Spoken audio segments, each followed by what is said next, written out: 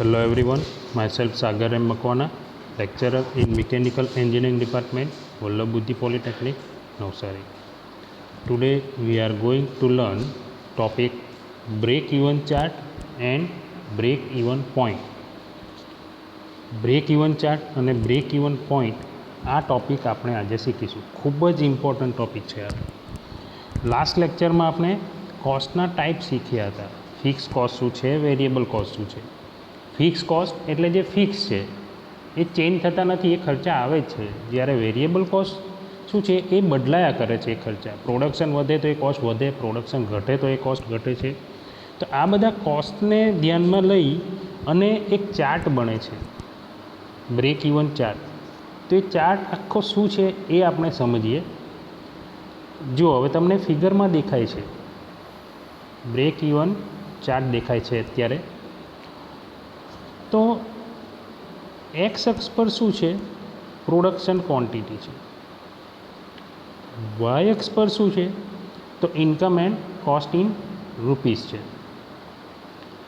કેટલું પ્રોડક્શન છે, કેટલું income and cost in rupees છે, એ એક્સ અને વાય એક્સિસ પર બતાવેલ છે. બીજું કે મેઇન સ્ટાર્ટ ક્યાંથી થશે આ ચાર્ટ ડ્રો કરવાનું. તો પહેલાં તો આ એક્સ અક્ષ અને વાય અક્ષ ડ્રો બતાવી અને આપણે આ રેક્ટેંગલ ડ્રો કરવો પડે. આટલું ડ્રો થાય એટલે આપણી શરૂઆત થશે એક્સ અને વાય એક્સિસ પરથી. નેક્સ્ટ સ્ટેપ શું છે બ્રેક ઇવન ચાર્ટ ડ્રો કરવાનું. તો ફિક્સ કોસ્ટ કેટલો છે, આ જે લાઈન દેખાય છે આડી, આ ફિક્સ કોસ્ટ ફાઇન્ડ કરી અને પોઈન્ટ એ મૂકી અને ત્યાંથી એક હોરિઝોન્ટલ લાઇન ડ્રો કરવી પડે. Line A and D. અહીંયા પોઈન્ટ ડી છે, લેફ્ટ સાઈડ પોઈન્ટ એ છે. એ લાઇન છે એ આપણી ફિક્સ કોસ્ટ લાઇન છે. ત્યારબાદ વેરિયેબલ કોસ્ટ કેટલો છે, તો વેરિયેબલ કોસ્ટની લાઇન અહીંયા તમને દેખાય છે, આ ક્રોસમાં જાય છે. ફિક્સ કોસ્ટ લાઇન સીધી હતી, કેમ? કારણ કે એ બદલાતી નથી, કોસ્ટ સેમ રહે છે. જ્યારે વેરિયેબલ કોસ્ટ લાઇન જે ડ્રો કરેલી છે એ ક્રોસમાં છે, કારણ કે એ પ્રોડક્શન ક્વોન્ટિટી જેમ જેમ વધે એમ એમ એ વેરિયેબલ કોસ્ટ વધ્યા કરે છે. તો વેરિયેબલ કોસ્ટ લાઇન આપણે ઓ ટુ એન ડ્રો કરવી પડે. હવે શું કરવું પડશે કે આ જે વેરિયેબલ કોસ્ટ લાઇન છે ઓ એન, એને બેથી આપણે ઉપર લઈ જવાની છે પેરેલલ. ત્યાંથી તો પોઈન્ટ એ પરથી, અહીંયાથી બેથી આ લાઇન ત્યાં પોઈન્ટ એ પરથી ડ્રો કરી દેવાની છે. પોઈન્ટ એ એટલે શું કે ફિક્સ કોસ્ટનો સ્ટાર્ટિંગ પોઈન્ટ. એટલે પહેલાં વેરિયેબલ કોસ્ટ ઓરિજિન ઓથી ડ્રો કરવી પડે અને ત્યારબાદ ઉપર બેથી પેરેલલ ખેંચવાની છે ફિક્સ કોસ્ટ લાઇન જ્યાંથી સ્ટાર્ટ થાય છે. તો એ લાઇનનું નામ આપી દઈએ આપણે લાઇન એ બી. પાછા એકવાર શરૂઆત ક્યાંથી કરી, તો પ્રોડક્શન ક્વોન્ટિટી એક્સ અક્ષ પર બતાવી અને વાય અક્ષ પર income and cost in rupees બતાવી. ત્યારબાદ આપણે આ રેક્ટેંગલ ડ્રો કરવો પડે, એની અંદર જ આખો ચાર્ટ ડ્રો થવાનો છે. ત્યારબાદ ફિક્સ કોસ્ટ જે પણ ખર્ચા આવે છે એ ખર્ચાનો પોઈન્ટ જ્યાં પણ આવે ત્યાંથી આ આડી લાઇન ડ્રો કરવાની છે, that is fix cost line.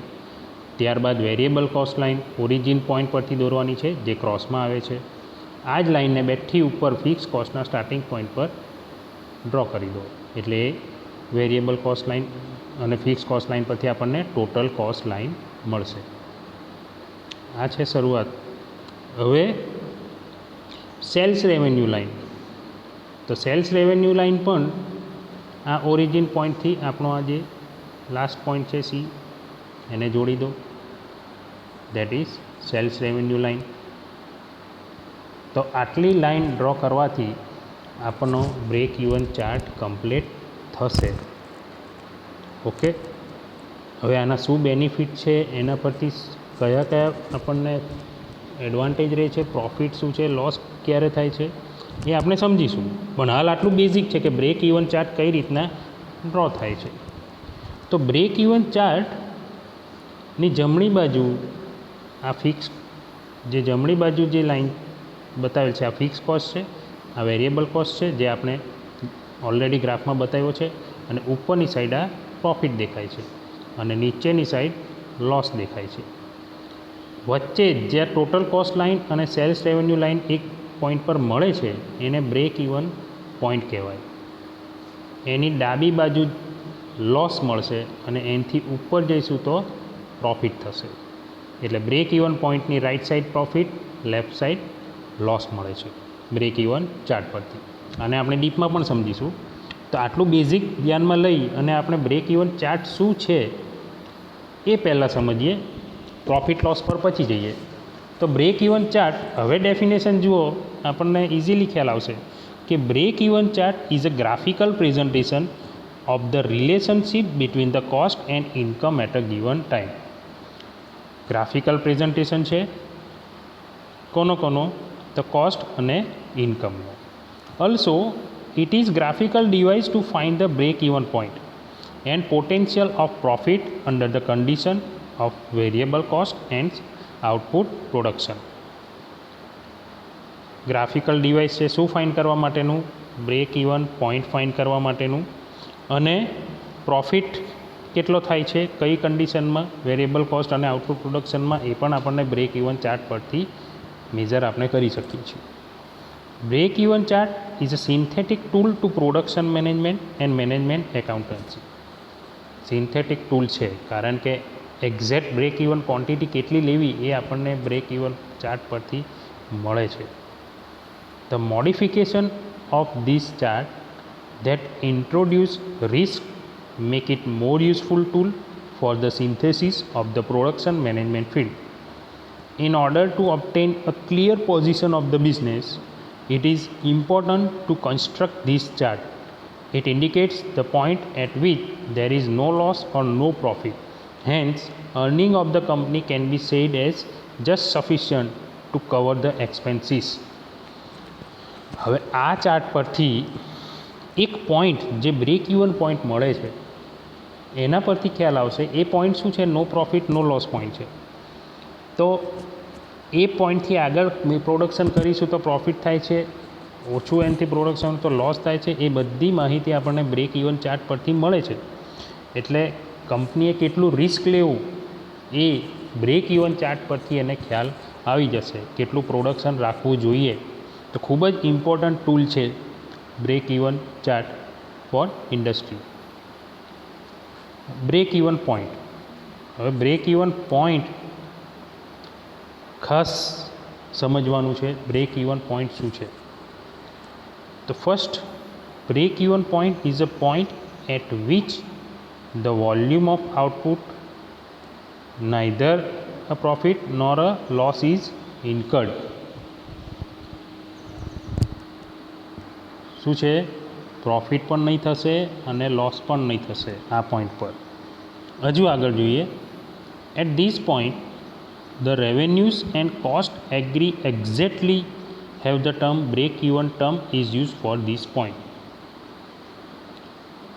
Revenue and cost agree exactly have the term break even. break even કેમ કહે છે?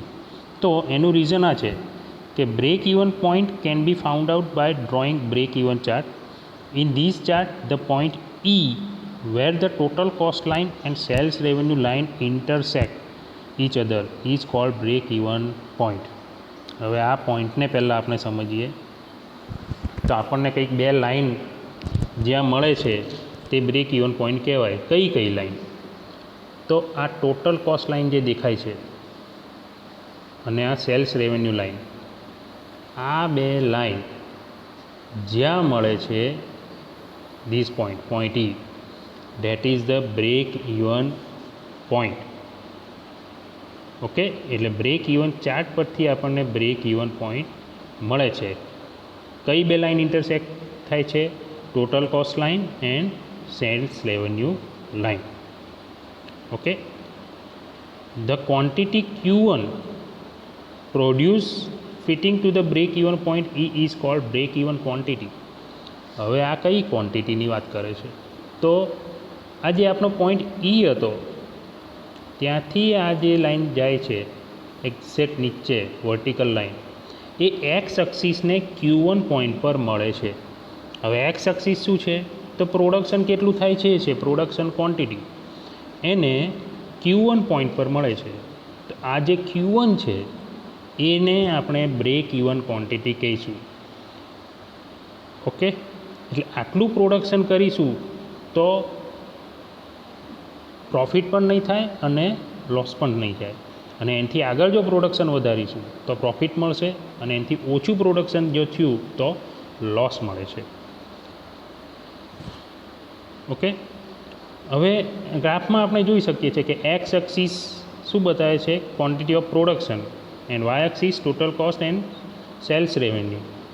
તો point E of intersection of total cost line and sales revenue line is called break even point. આ ખાસ યાદ રાખજો. This point also known as no profit no loss point, because આ point no profit no loss point પર કહેવાય છે કારણ કે એક્ઝેક્ટ આ પોઈન્ટથી રાઈટ સાઈડ પ્રોફિટ થાય છે અને લેફ્ટ સાઈડ લોસ થાય છે. ઓકે, જે આપણે અહીંયા જોઈ શકીએ છીએ. એનાથી જમણી બાજુ પ્રોફિટ મળે છે, ડાબી બાજુ લોસ થાય છે. ઓકે, તો આ બ્રેક ઇવન પોઈન્ટ પરથી બ્રેક ઇવન ક્વોન્ટિટી Q1 આપણને મળી. ઓકે, તો when the quantity is produce more than Q1, આના કરતાં જો વધારે પ્રોડક્શન થયું તો profit can be earn, profit મળશે. If the quantity of production is less than Q1 કરતાં પણ ઓછું જો પ્રોડક્શન થાય તો લોસ મળશે. એટલે ઇન્કમ અને cost are equal is the point E which is known as break even point. એટલે ઇન્કમ અને ખર્ચો કેટલો થાય છે એ બંને જો સરખા થાય એ પોઈન્ટ ઈ છે, that is our required break even point. તો આ છે બ્રેક ઇવન ચાર્ટ અને break even point. Break even point ખાસ ટોટલ કોસ્ટ લાઇન અને સેલ્સ રેવન્યુ લાઇન, એ બે લાઇન જે પોઈન્ટ પર મળે છે એને બ્રેક ઇવન પોઈન્ટ કહેવાય. આ ઈ પોઈન્ટને આપણે નો પ્રોફિટ નો લોસ પોઈન્ટ કહી શકીએ, કારણ કે એના પરથી જે આપણને ક્વોન્ટિટી મળે છે બ્રેક ઇવન ક્વોન્ટિટી Q1 એ નો પ્રોફિટ નો લોસ ક્વોન્ટિટી છે. એના કરતાં વધારે જો પ્રોડક્શન થાય તો પ્રોફિટ મળે છે રાઈટ સાઈડ, અને જો એના કરતાં ઓછું પ્રોડક્શન થાય તો આપણને લોસ મળે છે. બટ બ્રેક ઇવન પોઈન્ટ પર પ્રોફિટ પણ નથી થતો, લોસ પણ નથી થતો. It is no profit no loss point. Okay, તો આ બ્રેક ઇવન ચાર્ટ ફિગર આપણે ખાસ યાદ રાખવાની છે. આના પરથી જ આખું ચેપ્ટર છે આ બ્રેક ઇવન એનાલિસિસ. તો બ્રેક ઇવન ચાર્ટ શું છે? ગ્રાફિકલ પ્રેઝન્ટેશન છે. કોનું? તો ઇન્કમ અને કોસ્ટનું. કયા કયા કોસ્ટ? તો ફિક્સ કોસ્ટ અને વેરિયેબલ કોસ્ટ, બે કોસ્ટ આપણે બતાવ્યા છે બ્રેક ઇવન ચાર્ટમાં. ફિક્સ કોસ્ટની લાઇન સ્ટ્રેટ છે, વેરિયેબલ કોસ્ટ લાઇન છે તે ક્રોસમાં છે. ફિક્સ અને વેરિયેબલ કોસ્ટ પરથી આપણને ટોટલ કોસ્ટ લાઇન મળે છે, અને ટોટલ કોસ્ટ લાઇન અને સેલ્સ રેવન્યુ લાઇન જે પોઈન્ટ પર મળે છે એ બ્રેક ઇવન પોઈન્ટ છે. બ્રેક ઇવન પોઈન્ટ પરથી બ્રેક ઇવન ક્વોન્ટિટી Q1 મળે છે, અને બ્રેક ઇવન પોઈન્ટથી right side profit, left side loss થાય છે. એટલે બ્રેક ઇવન ક્વોન્ટિટી જેટલું તો પ્રોડક્શન કરવું જ પડે જેથી ઇન્કમ અને કોસ્ટ સેમ રહે. So this is the break even chart. અને આ જે દેખાય છે એ પ્રોફિટ બતાવે છે. આટલું જે છે તે વેરિયેબલ કોસ્ટ લાઇન બેઠું આપણે લાઇન ગ્રાફ પરથી જ ડ્રો કરેલું છે, અને આ ફિક્સ કોસ્ટ લાઇન છે એટલે right side fix cost line બતાવી છે. એટલે એમાં કન્ફ્યુઝ થતા નહીં. ઓકે, જે ડ્રો કરેલું છે એ જ વસ્તુ બતાવી છે એમાં. So this is the break even chart and break even point. I hope you understand break even chart and break even point. If you have any query, then you can call me or contact me anytime. Okay, thank you.